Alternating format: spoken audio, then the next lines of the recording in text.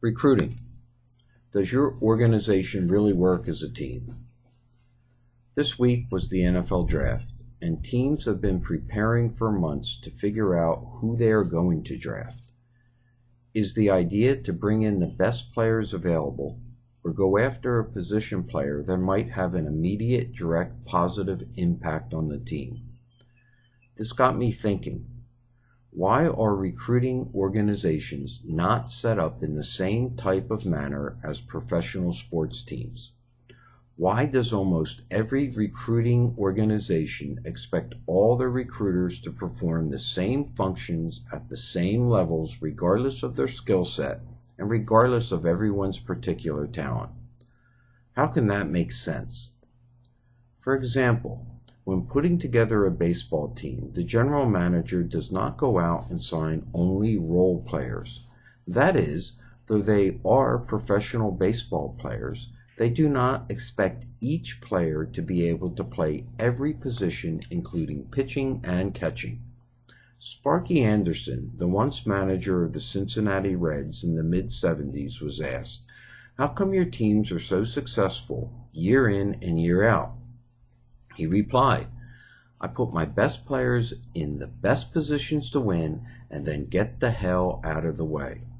For example, he put the best player at second base, Joe Morgan, who was his best second baseman, and plays his best catcher, Johnny Bench, and lets them do the job they were paid to do.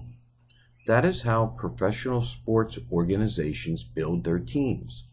Hire the best people they can and put them in positions to be successful and let them do their jobs. Sparky did not change the lineup the next game and have Johnny Bench play second base and Joe Morgan catch just because he thought that being a professional baseball player meant that they should be able to play every position. That would be foolish and not in the best interest of the players, the teams, or the organization. It's also a great example of how being a manager who does not micromanage and has confidence in his or her personnel choices can create an atmosphere for success. Yet that is a topic for another day. Yes, every team has role players, players who can, when needed, fill in at different positions, but they do not build an entire team or organization around role players, because in the end a team would not be able to reach any type of real success on a consistent basis. Why then do recruiting organizations feel that being a professional recruiter means that a person has to do everything and anything deemed a recruiting responsibility? Like in baseball, not all players can play or should play every position on the field, correct? Yet, they are all considered to be a valuable part of the team. Then why have recruiters responsible for the same job descriptions, same expectations, and same metrics as every other recruiter? How is it possible to believe everyone who is a professional recruiter would be able to perform all those same duties at the highest level of standards and/or expectations? Being a professional baseball player breaks down into subsets of catcher, pitcher, first, second, third, shortstop, and outfield, along with pinch hitters, pinch runners, relief pitchers, with a subset of middle, long, and closing. They are all professional baseball players, but with very different and unique skill sets. Of course, every team must have players with these skill sets on their roster. They are all professional baseball players, but with very different skill sets. Professional recruiters are the same: researching, sourcing, cold calling, candidate management, client management, operational training, communication specialists. All these are important skills, just to name a few. Yet who really believes that a professional recruiter would excel in every one of these skill sets? And how could anyone feel that a team of professional recruiters would all have the equal ability to perform these skills at the highest level needed for success? My time and experience has led me to the following conclusion. Recruiting in recruiting departments are not really treated like they are being part of a team.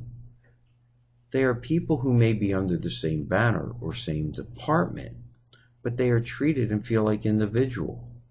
Their success or failures is based on their individual performance and not that of the team's performance. I have seen recruiting organizations in some very large companies talk about team and try hard to work as a team, yet every single member of that team had the same job responsibilities, same demands, and was expected to perform at the same level regardless of what their skill set was best suited for. Let me explain why I believe that can lead to failure and high turnover within an organization, or at best only allow the recruiting engine to perform at a lower level than it should. If we go back to my baseball example, every member of the team has one united goal: to win the game. So with that in mind, they play as a team. The best players play at the positions they excel at, and the other players fill in and do what is needed to help the team win. Some are excellent pinch hitters or pinch runners or come in late for defensive purposes. Some players have a unique skill, like a relief pitcher who is the closer. His job is to come in and get the final out and win the game. His value to the team is not based on how many pitches he throws or how many batters he faces. It's to get the final out and win the game. Why do we not set up our recruiting teams in the same way? Let's find out who are the best researchers, the best cold callers, the best client closers, and put those people in positions to be successful. If a person has an ability to research and find candidates that an organization wants, yet that same person does not have the best communicating skills to work on the phone, then why make that person get on the phone? Why not let that person do what they are good at, research?